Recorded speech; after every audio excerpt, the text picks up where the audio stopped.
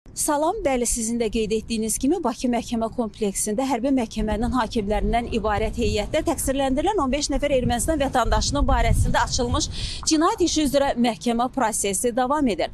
Hazırki mərhələdə məhkəmə istintaqında cinayət işi üzrə çoxsaylı toplanmış sənədlər, sübutlar, faktların bir hissəsi elan olunur və Ermənistan Azərbaycana qarşı başladığı təcavüzkar müharibə və işğalçılıq siyasətindən sonra Azərbaycan ərazilərində törədilmiş cinayət hadisələri, həmin hadisələrdən sonra 1990-cı illərin əvvəllərində açılmış cinayət işi üzrə toplanmış sənədlər, hadisə yerlərinin protokolları, o cümlədən şahid və təqsirləndirilən şəxslərin ifadələri məhkəmə prosesində elan olunur və bununla bağlı təqsirləndirilən şəxslərə dövlət ittihamçıları çoxsaylı suallar ünvanlayırlar.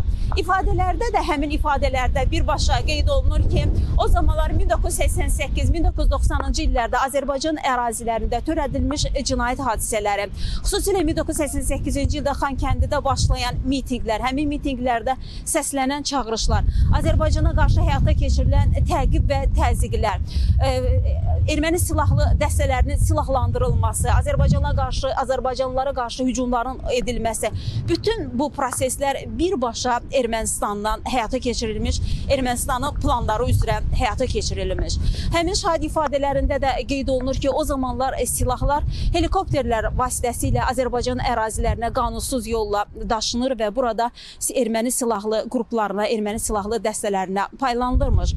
Xüsusilə də həmin təqsirləndirilən şəxslərin ifadələrində Serj Sarkisyanın, Robert Köçəryanın, Samvel Babayanın törətdiyi cinayət hadisələri ifadələrdə birbaşa sübutlarla təsdiqini tapır və qeyd olunur.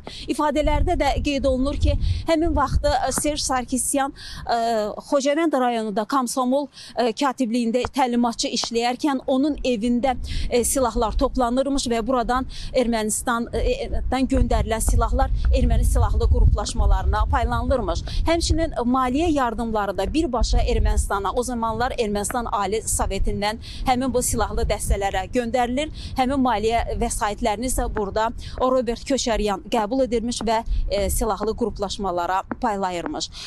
Bu cür sübutlar, faktlar cinayət işi üzrə olduqca çoxdur.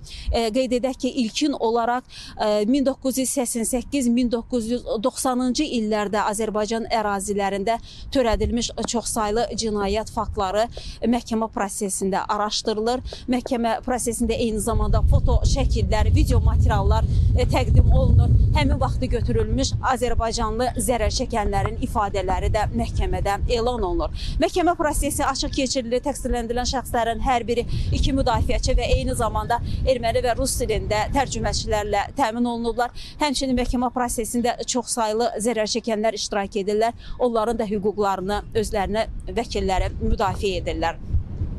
Biz mütəmadi olaraq məhkəmə prosesi ilə bağlı məlumatlar çatdırırıq və bugün də bizim xəbərlərin növbəti buraxılışında xüsusi reportajımız olacaq deyərək sözü yenidən mərkəzə, studiyaya ötürürük.